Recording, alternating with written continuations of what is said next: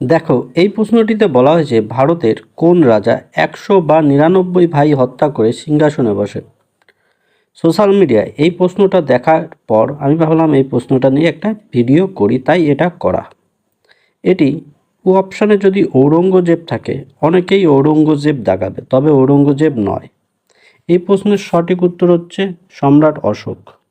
সম্রাট অশোক ভারতের একজন মহান শাসক, যিনি কিনা সিংহাসনে যত সময় ছিলেন তার অধিকতর সময় বৌদ্ধ ধর্মের মধ্যে দিয়ে তিনি তার সাম্রাজ্যকে ভারতের শ্রেষ্ঠ সাম্রাজ্যে এবং নিজেকে শ্রেষ্ঠ সম্রাট হিসেবে প্রমাণ করেছিলেন।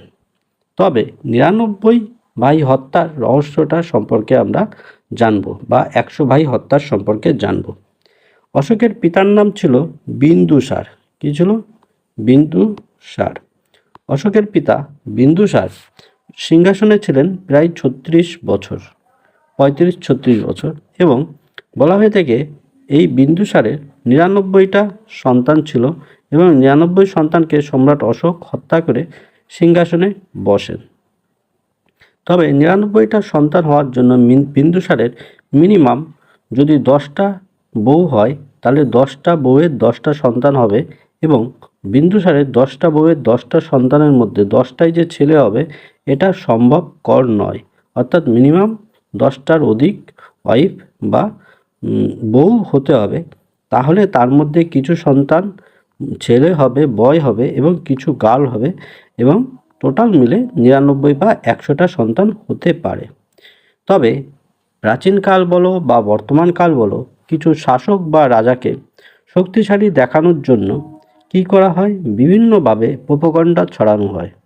ঠিক আছে, বিভিন্নভাবে রাজাকে শক্তিশালী দেখানোর চেষ্টা করা হয়, এবং সেইভাবেই সাধারণত অশোকের চরিত্রকে আরও শক্তিশালী করার জন্য হয়তো এই 99 ভাইকে হত্যার হিস্টোরি সেট করা হয় বা গল্প লেখা হয়।